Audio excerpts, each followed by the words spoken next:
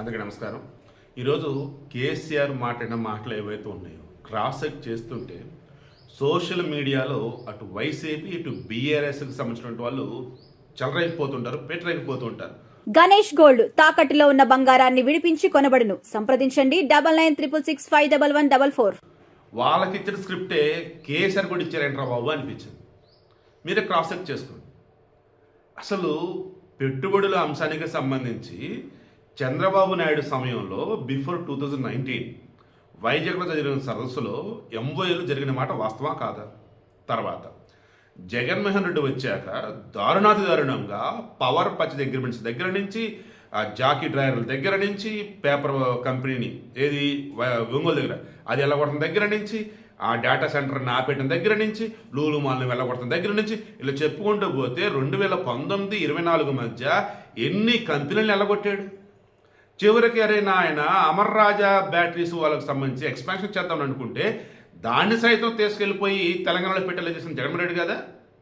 ఇవన్నీ జనానికి తెలుసు. 2019-20 మధ్య చూశారు.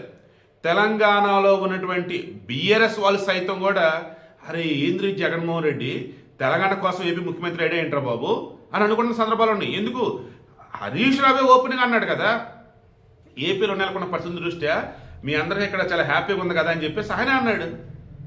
ఇవన్నీ కేసీఆర్ తెలుసు, కానీ స్క్రిప్ట్ ఇచ్చారే వైసీపీ వాళ్ళది అండ్ బీఆర్ఎస్ ఒకటే స్క్రిప్ట్ అని చెప్పేసి నేను చాలాసార్లు నా ఫేస్బుక్లో పెట్టా. ఈరోజు కేసీఆర్ తెల్లని చేశాడు. అవునరా బాబు, అదే రా బాబు, ఒకటే స్క్రిప్ట్ రా బాబు అని. చంద్రబాబు నాయుడు హయాంలో అంట వైజాగ్లో అంట స్టార్ హోటల్లో పనిచేసే వంట మనుషులు, ఆఫీస్ బేరర్లు వాళ్ళతో సంతకాలు చేశారంట. ఇక్కడ మరలా మీకు అర్థం కావాల్సిన లాజిక్ ఒకటి, వైసీపీ హయాంలో జరిగేవి కానీ జరిగినవి కానీ జనాలు చీ తూ అంటూ ఉంటే వాటిని వేరే పార్టీ ఏముంది ఇంకా టీడీపీని ఉద్దేస్తాడు. మీకు బాగా గుర్తుంటే 2019 ఎన్నికలకు ముందు బాదుడే బాదుడు అంటూ ఏకంగా ఆర్టీ ఛార్జీలు పెంచాడు, కరెంటు ఛార్జీలు పెంచాడు, నేను వస్తే అలా ఉండదంటూ నానా హడావుడు చేసింది ఎవరు? జగన్మోహన్ రెడ్డి. బట్ చంద్రబాబు నాయుడు ఆర్టీ ఛార్జీలు పెంచలా, తర్వాత కరెంటు ఛార్జీలు పెంచలా. జగన్మోహన్ నుంచి రాగానే ఆర్టీసీ ఛార్జీలు పెంచాడు, కరెంటు ఛార్జీలు పెంచాడు. ఇలా చెప్పుకుంటూ పోతే దారుణంగా చెత్త పన్ను ఆ పన్ను ఈ పన్ను మొత్తం వేసుకుంటూ పోయాడు. తాను ఏదైతే చేయాలనుకుంటాడో వేరే వాళ్ళ మీద ఆ నిందేసి చేస్తాడు. తాను చేస్తున్నది ఏదైతే ఉందో, చేసింది ఏదైతే ఉందో జనాలు ఇంకా చీత్తు అంటూ ఉంటే ఇక చేతులు అధికారం లేనప్పుడు ఇది వేరే వాళ్ళ మీద వేస్తాడు. ఇక ఎవరు రమ్మట్లేదు అనుకున్నప్పుడు ఇదిగో కేసీఆర్ లాంటి వాళ్ళు దొరికితే వారికి ఆ స్క్రిప్ట్ చూపించేసి చెప్పయ్యా అని చెప్పేసి అంటారు. నేను కేసీఆర్ అన్నది అదే. వైజాగ్లో చంద్రబాబు నాయుడుతో పెట్టుబడులు అప్పుడు ఎంఓఏలు మెమోరాండం ఆఫ్ అండర్స్టాండింగ్స్ అంటారు. చేసుకునేది ఎవరంట? స్టార్ హోటల్లో పనిచేసే బేరర్ల, వంట మనుషుల. నిరూపించగలరా కేసీఆర్? అది కనుక నిరూపిస్తే తెలంగాణలో ఉండే టీడీపీ పార్టీ వాళ్ళు బేషరతుగా బీఆర్ సపోర్ట్ చేస్తారు. అలా లేని పక్షంలో కేసీఆర్ తన పార్టీని బీఆర్ఎస్, నేను పార్టీ పేరు కూడా మర్చిపోయాడు, టీఆర్ఎస్ లెజిస్లేటివ్ పార్టీ, టీఆర్ఎస్ నాయకులు అవునా కదా క్రాస్ చెక్ చేసుకుంటు. ఈరోజు ప్రధానంగా పార్టీ రాష్ట్ర కార్యవర్గం, TRS LP, TRS parliamentary party, మిగతా విస్తృతంగా వచ్చినటువంటి నాయకులందరితో కలిపి సమావేశం పెట్టుకున్నాం. నిన్న చంద్రబాబు నాయుడు అండ్ రేవంత్ రెడ్డి దెబ్బకి కేసీఆర్ వచ్చి మాట్లాడాడు కానీ మొత్తం వైసీపీ బీఆర్ఎస్ కామన్గా ఇచ్చే స్క్రిప్ట్ చదువుతూ స్క్రిప్ట్ ఆల్రెడీ బట్టి వచ్చినట్టు ఓన్గా చెప్పేశాడు. జగన్లాగా కాదులే, ఏ మాట కామాట భాష మీద పట్టు కేసీఆర్కి అండ్ కొంచెం అటు ఇటుగా హ్యాండిల్ చేయగలడు ఏదైనా సరే. వచ్చి చెప్పాడు ఏంద్రా అంటే సేమ్ జగన్ అండ్ వైసీపీలు ఏదే స్క్రిప్ట్ అదే స్క్రిప్ట్.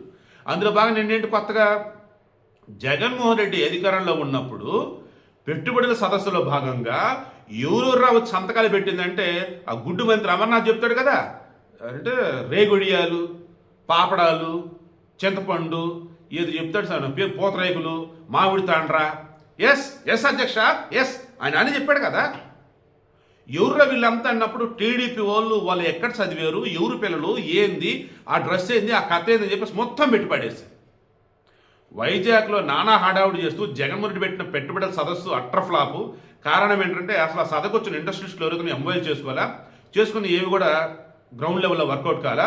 ఇంకా కేసీఆర్ చెప్పాడే టీడీపీ హయాంలో సంతకాలు చేశారని, ఆ బ్యాచ్ అంతా ఇప్పుడు చేశారు జగన్ హయాంలో. అది విషయం. సరే నేను చెప్పదలసిన సూటిగా ఒకే ఒకటి అబ్బా, ఈరోజు రేవంత్ రెడ్డి అన్నాడు కదా ఇన్నాళ్ళు కలుగులో దాంకున్నటువంటి ఎలుకలాగా ఉన్నటువంటి కేసీఆర్ బయటకు వచ్చాడు.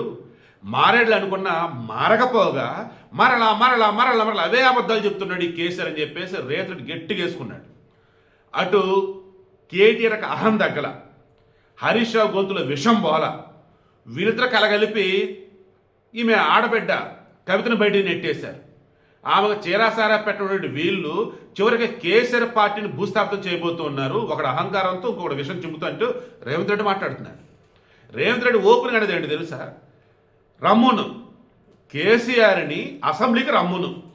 ఏ పాలమూరు జిల్లాకైతే నేను అన్యాయం చేశాను అంటున్నాడో, ఏ పాలమూరు జిల్లాకైతే వచ్చే ప్రాజెక్టుల విషయంలో అడ్డుపెట్టని అంటున్నాడో, ఏ పాలమూరు ప్రాజెక్టుల విషయంలో చంద్రబాబు నాయుడు వచ్చేసి ఏలు పెడితేనే సైలెంట్గా ఉన్నాను అంటున్నాడో, రమ్మును అసెంబ్లీ సాక్షిగా ఎవరు ఈ పాలమూరు జిల్లాకి, దట్టు మహబూబ్ నగర్కి మంచి చేసింది, కేసీఆర్ వచ్చేసి ఏ రకంగా తల వంచింది, ఏ రకంగా కృష్ణా జిల్లాను వదులుకొని మొత్తం లెక్క చూపి పెడతానంటున్నాడు.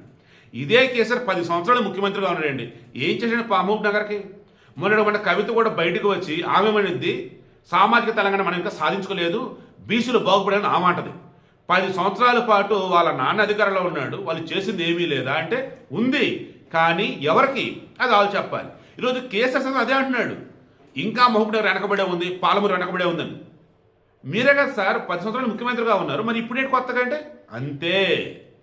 అధికారంలో ఎవరుంటే వాళ్ళ మీద బుర్ర జల్లాలి అంతే. వాళ్ళ అధికారం వచ్చి 4 రోజులైనా సరే వాళ్ళ మీద బుర్ర జల్లాలి అంతే.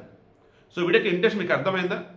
అటు చంద్రబాబు నాయుడు దెబ్బకి ఏపీలో కానీ తెలంగాణలో ఎవరైనా కానీ ప్రత్యర్థి చంద్రబాబు నాయుడు అన్నట్టుగా ఉన్నారు.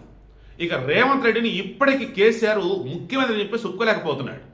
దానితో రేవంత్ రెడ్డిని హైలైట్ చేయకుండా చంద్రబాబు నాయుడు హైలైట్ చేసేసి తెలంగాణ ప్రజలను వచ్చేసి అనకూడదని పాప అమాయకులు చేసి ఆడిస్తున్నాడు. నేను కరెక్ట్గా మాట్లాడుతుంది ఈ మాట. ఇంకెన్నా చంద్రబాబు జపం చేస్తారా కేసీఆర్ గారు? ఆయన ఏదో పాప ఆదరణ డెవలప్ చేసుకుంటూ పోతున్నాడు. నిన్న ఇకంగా మన కొండగొట్ట ఆంజనేయ స్వామికి టీటీడీ నిధులతో అక్కడ వచ్చే భక్తుల కోసం పెద్ద పెద్ద కాటేజ్ నిర్మించబోతూ ఉన్నారు. 10 సంవత్సరాల పాటు మీరు ముఖ్యమంత్రి కూడా ఏం సాధించారు? ఈరోజు కాంగ్రెస్ అధికారంలోకి వచ్చి 2 years అవుతుంది, వీళ్ళేం సాధించారు? ఇలా చెప్పుకుంటూ పోతే 2 తెలుగు రాష్ట్రాలకు విడిపడ్డారే కానీ తెలంగాణలో ఉన్న పాలకులు వాళ్ళ బాధ్యత మర్చిపోయినప్పుడు ఆ బాధ్యతని ఏపీలో ఉన్న ఎవరో ఒకరు తీసుకుంటారు, తెలంగాణ ప్రజలకు మేలు చేస్తారని చెప్పేసి నిన్న పవన్ కళ్యాణ్ నిరూపించారు. దానికి బండి సంజయ్ థ్యాంక్స్ చెప్తూ పోస్టర్ షేర్ చేశారు. ఇక బీజేపీ వాళ్ళు ఇప్పటికైనా మేలుకోవాలి. ఏ సబ్కా బోగస్ హై సాబ్ అంటూ మన వసుంధర రాజే రాజస్థాన్ మాజీ ముఖ్యమంత్రి ఆమె చెల్లెలు యశోద రాజే అని చెప్పేసి పరిశ్రమ శాఖ మంత్రిగా మన మధ్యప్రదేశ్లో చేస్తున్నారు. శివరాజ్ సింగ్ చౌహాన్ అప్పుడు ముఖ్యమంత్రి. ఆ మాట కేసీఆర్కి చెప్పిందట. మోడీ హయాంలో 14 లక్షల మోడీ వచ్చాడు కదా ప్రధానమంత్రిగా, మీ మధ్యప్రదేశ్లో 14 లక్షల కోట్ల పెట్టుబడులు ఎంఓఎల్ చేశారంట కదంటే అవన్నీ బోగస్ సాబ్ ఏమీ లేదు అని ఆమె చెప్పింది.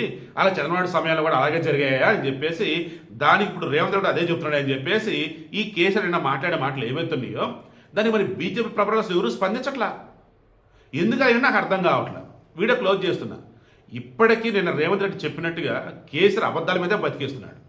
తెలంగాణ ప్రజలని ప్రాంతాల వరకు రెచ్చగొడుతూ చంద్రబాబు నాయుడు ఇంకా బూచిగా చూపుతూ ఇంకా చెప్పాలి అన్నప్పుడు రేవంత్ రెడ్డి ముఖ్యమంత్రి ఒప్పుకోలేక తెలంగాణ ప్రజలకి ఏవేవో చెప్తూ ఉన్నాడు.